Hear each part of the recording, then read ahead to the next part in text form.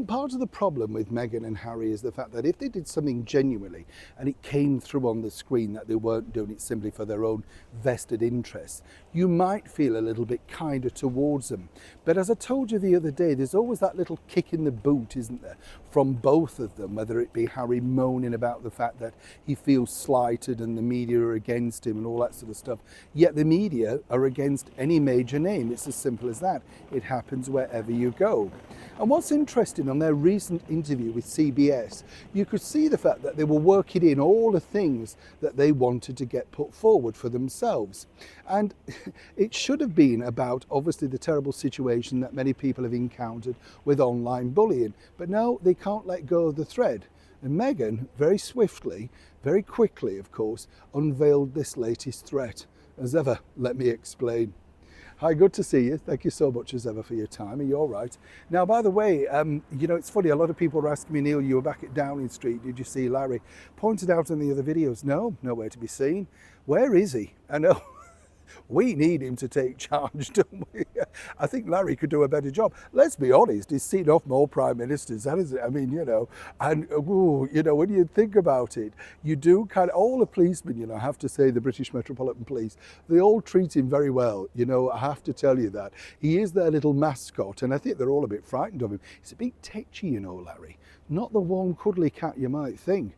No, he can quickly get his claws out. Some people might say very similar, of course, to the former royal known as Meghan Markle, the Duchess of Sussex, on occasions. I love the way, by the way, didn't you, that CBS woman has to announce them as the Duke and Duchess of Sussex. I mean, you know, come on, you know, really, they're just Harry and Meghan. They're not that prolific anymore, hence the reason the ratings are dire.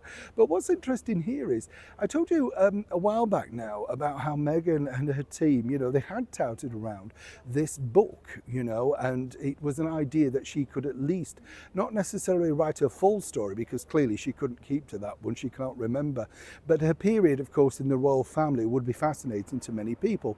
Her story against the reality is going to always be very judgmental, and I think, you know, when you look at it, of course, sadly, there's a lot of people now no longer with us, so she could literally say anything that had happened in the room. You know how this goes.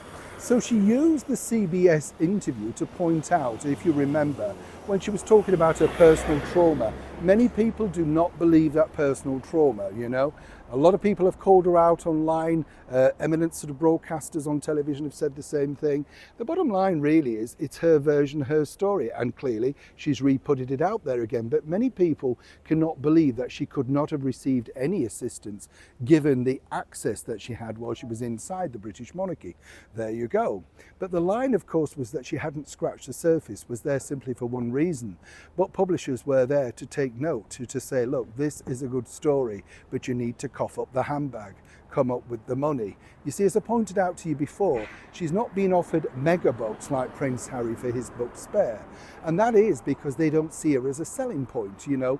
They know now, because of so many contradictions about fake weddings and stuff like that, people will not be that enamored. She needs to come up with big stories. Now, we know she's capable of that, and we know she's capable of dropping poison wherever she decides to in the moment. But that literally was the whole point of that question. It was set up to lead into, I have a good story, I haven't scratched the surface, and it's a little bit like the diaries she suddenly found, of course, when moving out of Frogmore Cottage.